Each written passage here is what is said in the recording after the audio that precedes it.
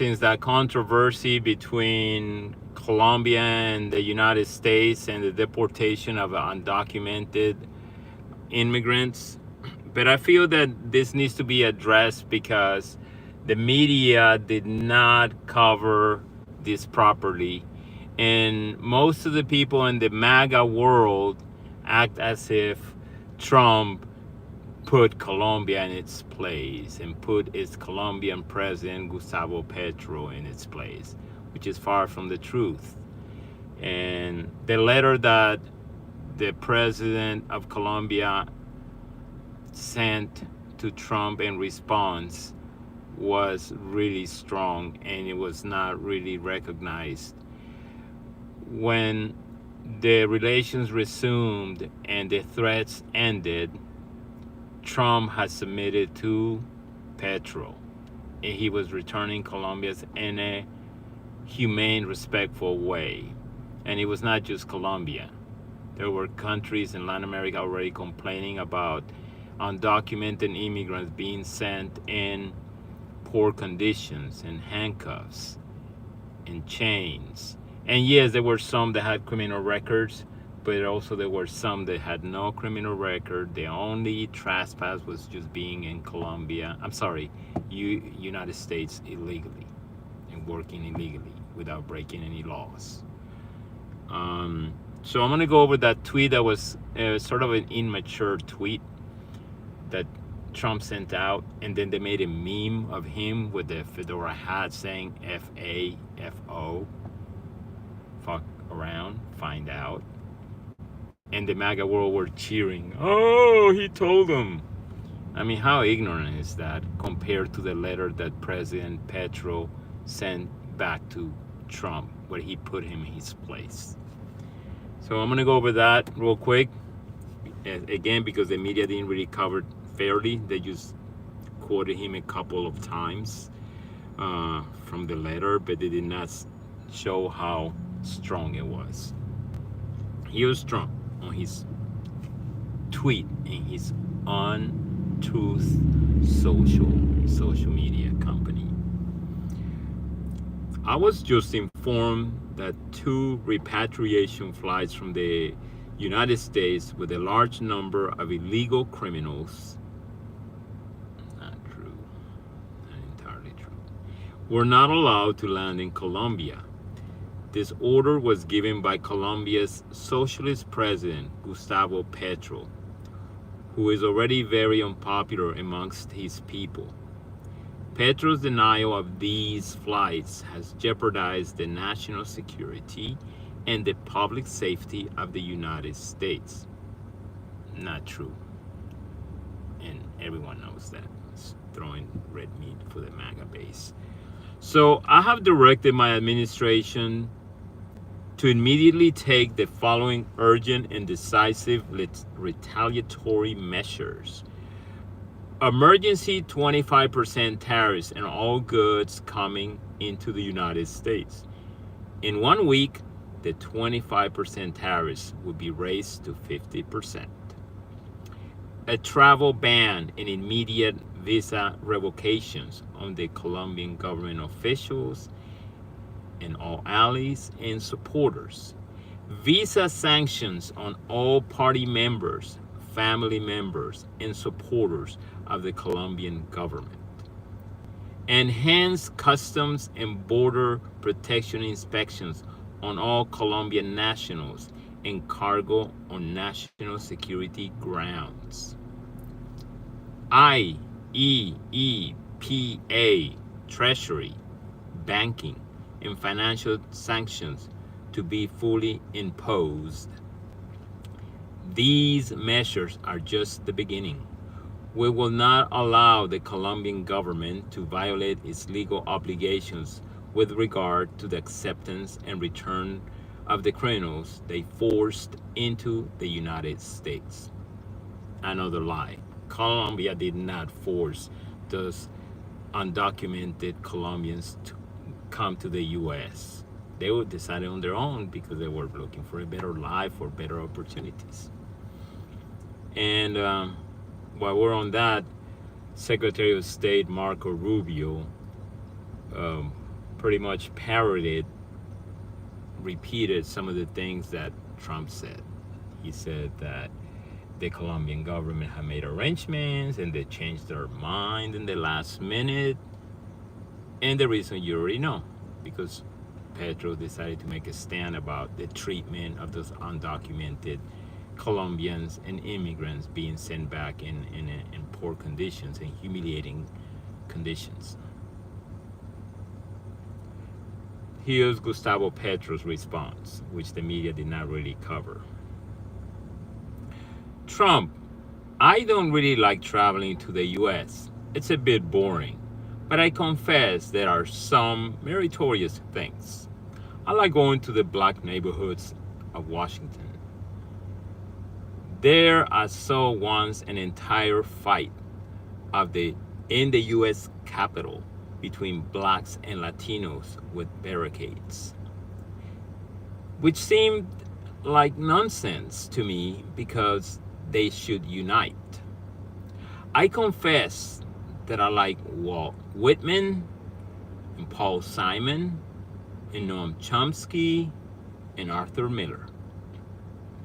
I confess that Nick Sacco and Bart Vanzetti, two Italian-American gangsters from the early 1900s, who have my blood in the history of the U.S., are memorable and I follow them. They were murdered by labor leaders with electric chair. The fascists who are within the U.S., as well as within my country. I don't like your oil, Trump. It's going to end the human species because of greed. Maybe one day, with a drink of whiskey that I accept despite my gastritis, we can talk frankly about this. But it's difficult because you consider me an inferior race, and I am not, nor is any Colombian. So if you know someone who is stubborn, that is me, period. You can try to carry out a coup d'etat with your economic strength and your arrogance, as they did with Salvador Allende, that's Chilean president from the 1970s who was allegedly murdered by the CIA. But I will die in my law. I resisted torture and I resist you. I do not want slavers next to Colombia. We already had many and we freed ourselves. What I want next to Colombia are lovers of freedom. If you cannot accompany me, I will go elsewhere. Colombia is the heart of the world, and you did not understand that. This is the land of the yellow butterflies, of the beauty of Remedios. It's a beautiful girl, fictional character of Colombian literature, but also of Colonel Aureliano Buendía, a heroic literary figure from Spanish literature, Colombian literature too, of whom I am one, and perhaps the last one. You will kill me, but I will survive in my town, which is before yours, in the Americas. We are peoples of the winds, the mountains, the Caribbean Sea, and of freedom. You do not like our freedom. Okay. I do not shake hands with white slavers. I shake hands of white libertarians, heirs of Lincoln, and of the black and white peasant boys of the USA, before whose graves I cried and prayed on a battlefield, which I reached after walking the mountains of Italian Tuscany and after being saved from COVID. There are the USA and before them I kneel, before no one else. Knock me down, President, and the Americas and humanity will respond. Colombia now stops looking north, looks at the world, and that's in reference to United States being upset about Latino countries doing business with other countries like China. Our blood comes from the blood of the Caliphate of Cordoba, a founding father of Colombia. The civilization of that time, of the Roman Latins of the Mediterranean, the civilization at that time who founded the republic, democracy in Athens. Our blood has the black resistors turned into slaves by you. And Colombia is the first free territory of America before Washington. Of all America, there I take shelter in its African songs. My land is made of goldsmiths from the time of the Egyptian pharaohs and of the first artists of the world of Chiribiquite, which is a regional jungle area of Colombia. You will never dominate us. The warrior who rode our lands shouting freedom and who is called Simón Bolívar. That's another founding father of Colombia. Our people are somewhat fearful, somewhat timid. They are naive and kind, loving, but they will know how to win the Panama Canal, which you took from us with violence. And this is in reference in how the United States made Panama split from Colombia in the early 1900s so they could build the Panama Canal. 200 heroes from all of Latin America lie in Bocas del Toro, now Panama, formerly of Colombia, which you murdered. I raise a flag, and as Jorge Eliezer Gaitan, a charismatic political leader in Colombia who was murdered in the mid-1900s, once said, I was left alone, but I will continue to be alone, and waved with Latin American dignity, which is the dignity of the whole America, which your great-grandfather did not know, and mine did. President and immigrant in the United States. Ooh, told him his Colombian president is more of an American than Trump is by generation. Your blockade does not scare me because Colombia, in addition to being the country of beauty, is the heart of the world. I know that you love beauty as I do. Do not disrespect it, and it will offer you its sweetness. Colombia, from today, is open to the entire world with open arms. We are builders of freedom, life, and humanity.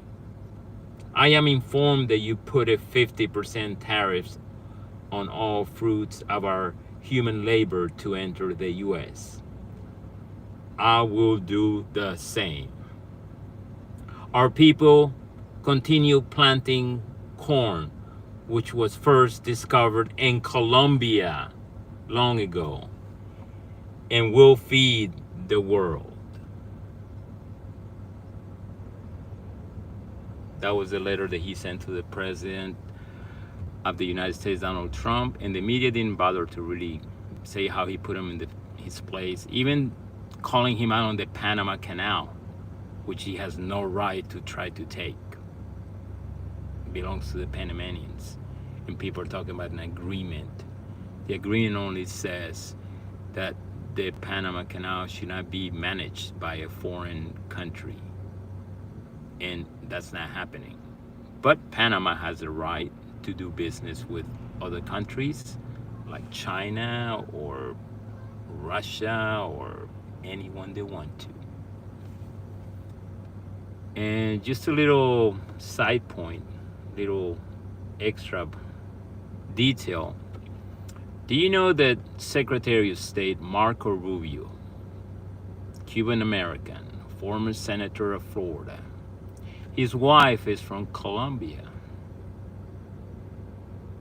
And guess what Marco Rubio's favorite food is? Colombian food. He told me that himself. Anyway, yeah, have a good one. Just felt like I needed to clear this out for a lot of people out there. Hasta la vista.